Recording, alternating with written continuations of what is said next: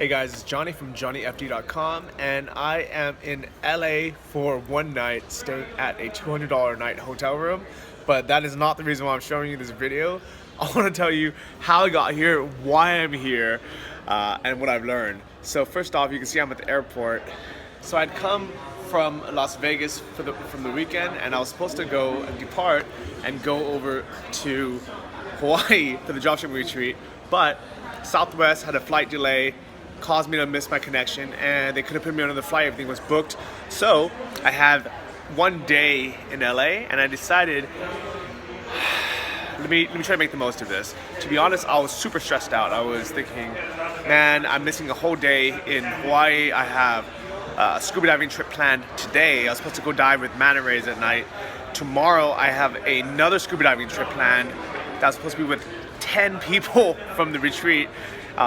And it's my first time going to Hawaii, first time scuba diving in Hawaii, so I was so excited. And to be honest, I was like a little bit stressed. I was like a little bit pissed off that the flight was delayed. It caused me to miss the flight, and there's nothing they could do about it.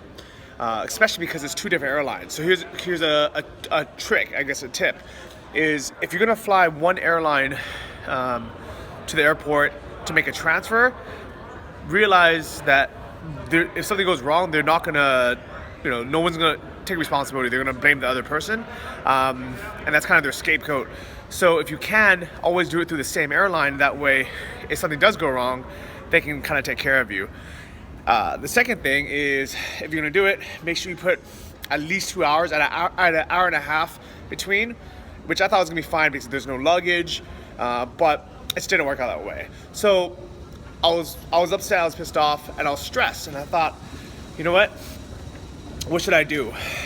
Should I get a cheap hotel room, spend the night, fly out in the morning, or should I try to make the most of it? So what I did was, I said, instead of being stressed out, being pissed off, let me find the nicest hotel I could find, the best rated one at least.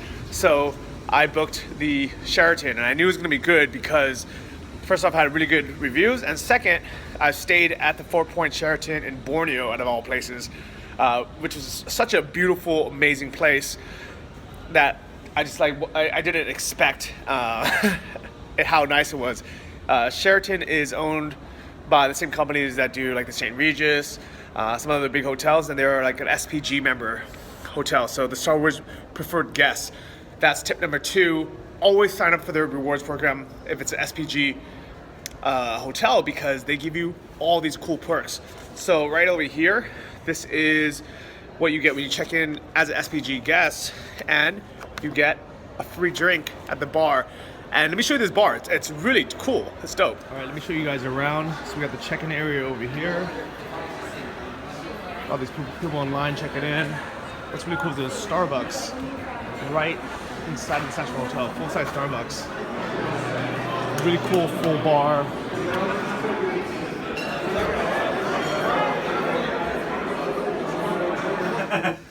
That's so funny. We got this robot here. I know, man. We got the dog here. Oh my god. So I'm up in the lounge right now, in the club lounge, and look at all this cool free stuff they give you.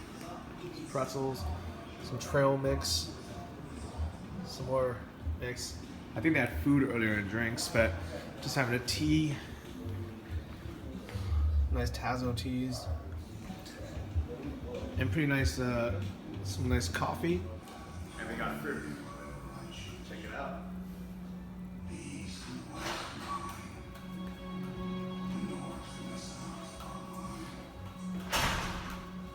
I was gonna eat that fruit. Now you're juggling it? Oh yeah. Alright guys, let me actually show you inside the room. I love this nice giant king size bed. Super comfortable. I took a nap here because I was exhausted earlier. Like there's a nice couch over here. Nice workstation. Look how freaking big this TV is. Like compare this to the water bottle size. I think this is like a 16-inch TV. You got free Wi-Fi, and what's really cool is they have Starbucks coffee inside your actual hotel room. So that one's decaf. You don't want to drink that, but like good coffee. All right. So now that you've seen the hotel, I want to tell you why I booked it, why we're here, and what I've learned today.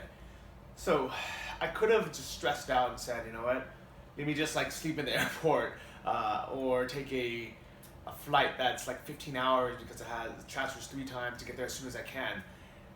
But instead, I said, calm down, just relax. How can we make this most of the situation? And I think this is kind of a very important life lesson, especially when you have the freedom of time and the freedom of money. I think having these two things buys us so much more than just material things. First off, it lets us, just say, if life is stressful, is there something that we can do that's not going to cost us more than a couple $100 to make it not stressful?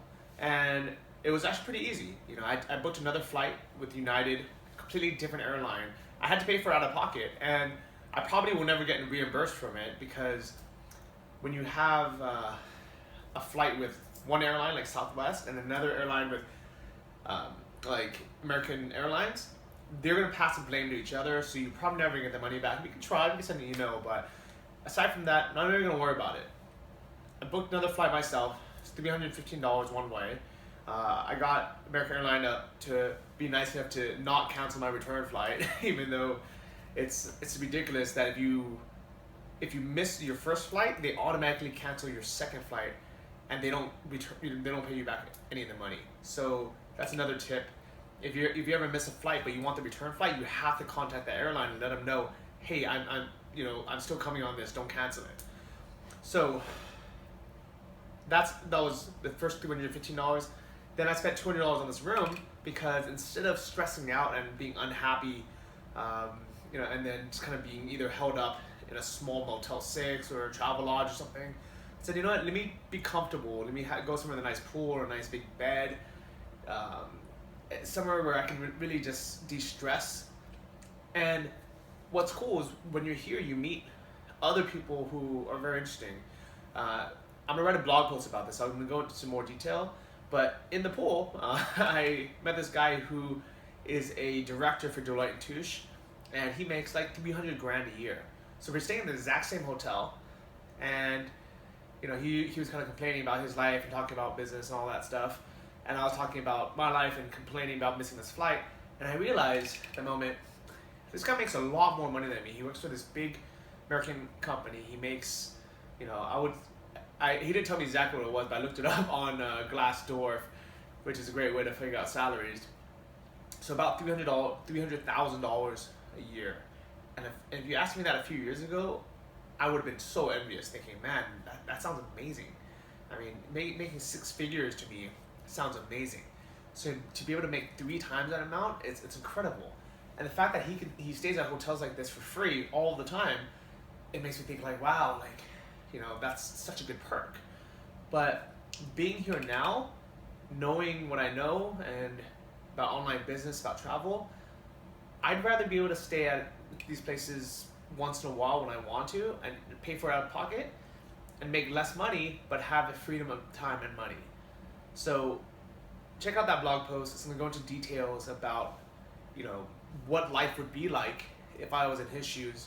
And we were in this hot tub for like 2-3 hours just chatting about life and decisions and salaries and careers. So I really got the inside scoop on what it's like to climb the corporate ladder up to that position, that top position where you're basically a partner of the company and you're making close to $500,000 a year, and if it's worth it or not. So check the blog johnnyft.com, and I'll see you guys around. Bye.